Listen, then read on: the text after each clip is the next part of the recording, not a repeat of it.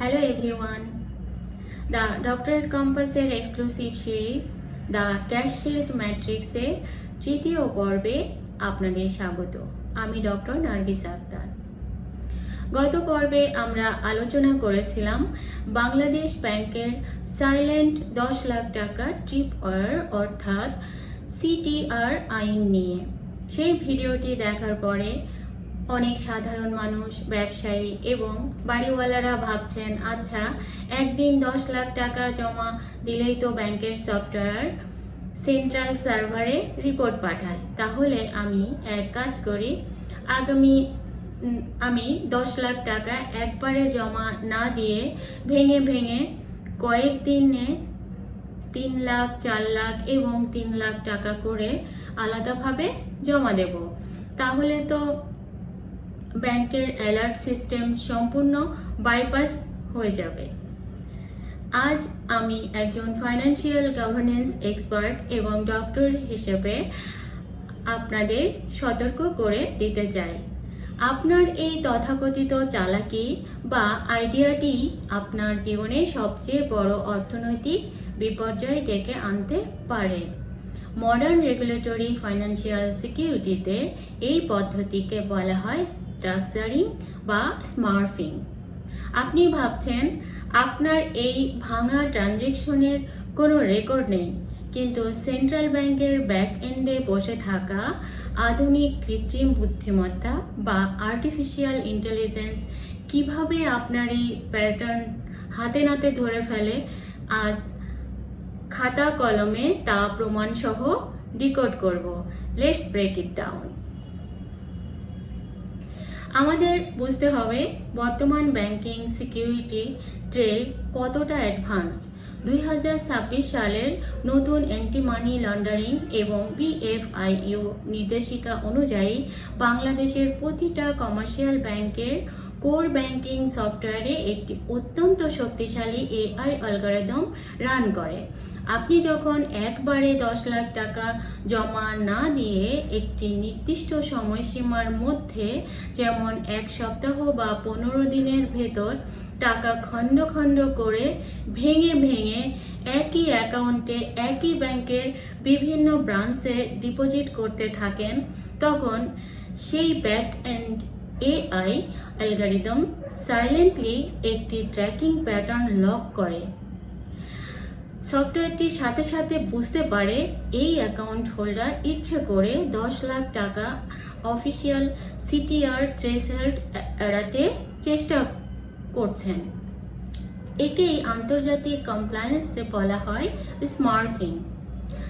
আর এই pattern match করার সাথে সাথেই ব্যাংকের সফটওয়্যার কোনো ক্যাশিয়ারের পারমিশন ছাড়াই অটোমেটিক্যালি একটি STR অর্থাৎ সাসপিশিয়াস ট্রানজ্যাকশন রিপোর্ট বা সন্দেহজনক লেনদেন রিপোর্ট জেনারেট করে সরাসরি সেন্ট্রাল ব্যাংকের ইন্টেলিজেন্স উইংয়ে পাঠিয়ে দেয়। সিটিআর জেনারেট হওয়া সাধারণ বিষয়, কিন্তু আপনার ফাইলের নামে একবার যদি STR নোটিশ ট্রিগার হয়ে যায়, তবে আপনার পুরো অ্যাকাউন্টটি সরাসরি হাই রিস্ক ব্ল্যাকলিস্টে চলে যায়। একটি সাইলেন্ট STR রিপোর্ট আপনার কি ক্ষতি করতে পারে? যখন আপনার এই ভাঙা ক্যাশ ট্রানজ্যাকশনের ডেটা জাতীয় রাজস্ব বোর্ডের মানে এই NBR এর সেন্ট্রাল ডেটাবেজে শেয়ার করা হয়, তখন আপনার বার্ষিক ট্যাক্স রিটার্ন ফাইল অডিটের আন্ডারে চলে আসে। ট্যাক্স অথরিটি আপনাকে অফিসিয়াল সামন বা নোটিশ পাঠাবে। তারা জানতে চাইবে আপনি কেন নির্দিষ্ট বিরতিতে এভাবে টাকা ভেঙে ভেঙে জমা দিচ্ছিলেন। আপনার সোর্স যদি সম্পূর্ণ বৈধ এবং ট্যাক্স পেইড হয়ে থাকে, তবে কেন আপনি অফিসিয়াল ব্যাংকিং চ্যানেল এড়িয়ে ক্যাশ মেথড ব্যবহার করলেন। তখন যদি আপনার কাছে প্রতিটা ভাঙা ডিপোজিটের সলিড পেপারওয়ার্ক ট্রেল না থাকে, তবে আয়কর আইনের কঠোর ধারা অনুযায়ী আপনার সেই পুরো জমানো অর্থকে অপ্রকাশিত আয় বা কর ফাঁকি হিসেবে গণ্য করা হবে। এর ফলে মূল টাকার ওপর ম্যাসিভ ট্যাক্স পেনাল্টি তো বসবেই, সাথে আপনার বিরুদ্ধে অ্যাকাউন্ট ফ্রিজিং বা লিগ্যাল অ্যাকশনের রেড ফ্ল্যাগ চলে আসবে। তাহলে এই মারাত্মক এআই ট্র্যাপ থেকে বাঁচার সঠিক এবং আইনি উপায় কি?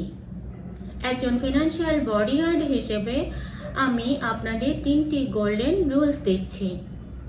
নাম্বার 1, নেভার স্ট্রাকচার ইয়োর মানি। আপনার জমানো ক্যাশ টাকার সোর্স যদি সম্পূর্ণ ক্লিন হয়, তবে ব্যাংকিং অডিট এড়ানোর জন্য কখনোই টাকা ভেঙে ভেঙে জমা দেবেন না।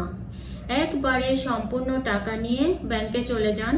ব্যাংকার সোর্স ডিক্লারেশন ফর্ম দিলে নির্ভয়ে আপনার লিগ্যাল সোর্স উল্লেখ করে সিগনেচার করুন। Number 2, build a transparent digital trail. Cash লেনদেনের অভ্যাস সম্পূর্ণ ত্যাগ করুন। যে কোনো ব্যবসায়িক চুক্তি, পারিবারিক সম্পত্তি বিক্রি বা বাড়ি ভাড়ার বড় লেনদেনগুলো ক্যাশে না নিয়ে সরাসরি পে অর্ডার বা ব্যাংক ট্রান্সফারের মাধ্যমে সম্পাদন করুন।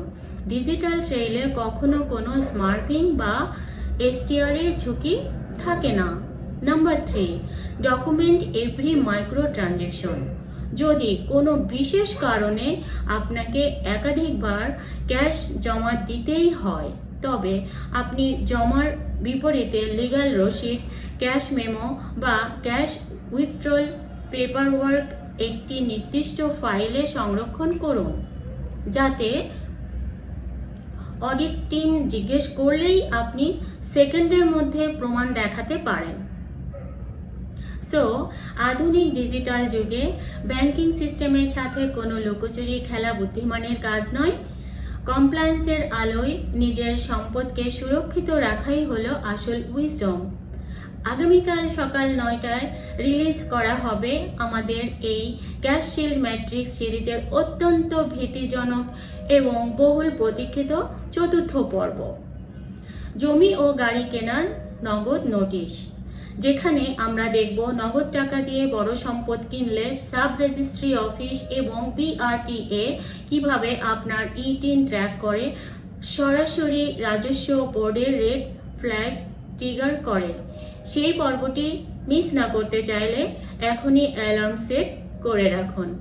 আপনারা যারা ইতিমধ্যে ব্যাংক অ্যাকাউন্ট ট্র্যাকিং, ভাঙা ডিপোজিট নোটিশ বা ট্যাক্স অডিট নিয়ে কোনো মানসিক দুশ্চিন্তায় ভুগছেন, একদম সংকোচ না করে নিচে কমেন্ট করে আমাকে জানান।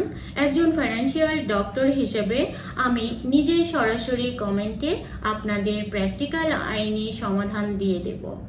আর হ্যাঁ, ব্যাংক অডিটের হাত থেকে নিজের ফ্যামিলি সেভিংসকে সম্পূর্ণ সুরক্ষিত রাখার একটি অফিসিয়াল চেকলিস্ট টেক্সট বা the tax audit defence blueprint যদি আপনারা ফ্রিতে পেতে চান, তবে এখনই নিচে কমেন্ট সেকশনে সিরিজ 3 লিখে আমাকে জানান। আপনার পরিবার, বন্ধু ও ব্যবসায়ী কলিগদের ফিনান্সিয়াল প্রোফাইল সেভ রাখতে ভিডিওটি এখনই সবার সাথে শেয়ার করুন, লাইক করুন, আর কেরিয়ার ও অর্থনৈতিক সুরক্ষায় সঠিক গাইডলাইন পেতে এখনই নিচে লাল বোতামটি চেপে সাবস্ক্রাইব করুন দ্য ডক্টরেট কম্পাস। মানসিক শান্তি বজায় রাখুন, বারান্দার প্রকৃতির যত্ন নিন। দেখা হচ্ছে আগামীকাল সকাল 9টায় নেক্সট এপিসোডে। Thank you and take care.